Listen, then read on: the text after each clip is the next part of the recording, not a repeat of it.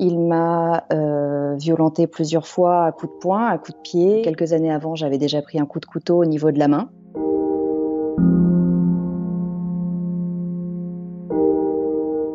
J'ai été violentée devant des amis, j'ai été violentée verbalement devant ma famille, devant tous les proches en fait. On devait, avec mon ex-mari, donc se marier en juin 2020. Pendant le laps de temps où on préparait le mariage, il m'a renversée avec sa voiture un soir d'alcoolisation.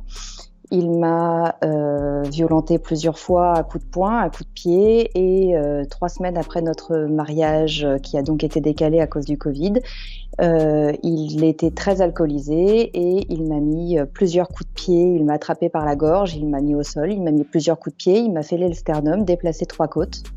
Et ça, c'est juste pour les 6 derniers mois, hein, puisque quelques années avant, j'avais déjà pris un coup de couteau au niveau de la main. Là, j'ai porté plainte au mois d'octobre. J'avais déjà tenté de porter plainte 2 fois. La première fois, donc c'était en Bretagne, j'avais été dans une gendarmerie où, à l'époque, on m'avait dit « Mais madame, est-ce que vous êtes sûre que vous voulez détruire sa vie ?» Je suis repartie sans même déposer de main courante, sans rien faire. Je suis juste repartie bêtement chez moi avec ma fracture de l'os hyoïde. Alors, pour information, l'os hyoïde, c'est un os qui est ici.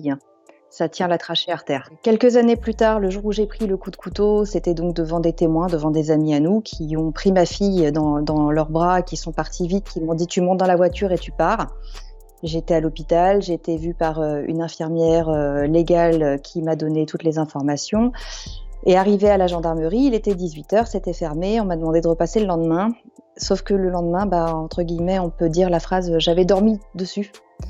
Je me suis dit, mince, qu'est-ce que je vais faire? Est-ce que vraiment je veux détruire notre famille? Est-ce que je veux lui faire du mal à ce point-là? Et la résilience, hein, c'est le mécanisme qui se met en place à ce moment-là, m'a empêchée de porter plainte. Je me suis donc fâchée avec les amis qui m'avaient recueillie, puisque eux n'ont pas compris que je refuse de porter plainte, alors qu'ils avaient assisté à une scène de violence extrême avec une arme, avec du sang devant une petite fille. Moi, je dois toujours avoir, entre guillemets, des contacts indirects avec lui, puisqu'il a l'autorisation d'avoir mes enfants un week-end sur 2. Maintenant, je suis cachée.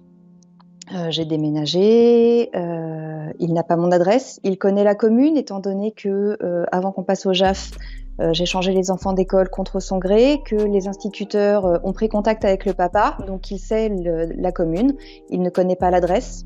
Un jour, il la connaîtra. Il faut savoir que je suis bénéficiaire du téléphone grave danger, mais qu'on m'a donné au bout de quasiment 5 mois de procédure, puisque j'ai alerté sur les réseaux sociaux que mon ex-mari venait devant chez moi, qu'il prenait les voitures qui sont devant chez moi en photo, qu'il allait plusieurs fois par semaine à l'école de ma fille pour lui dire « ta mère c'est une menteuse, surtout lui fais pas confiance, moi je t'aime, je suis ton père ». Et ma fille était très très perturbée.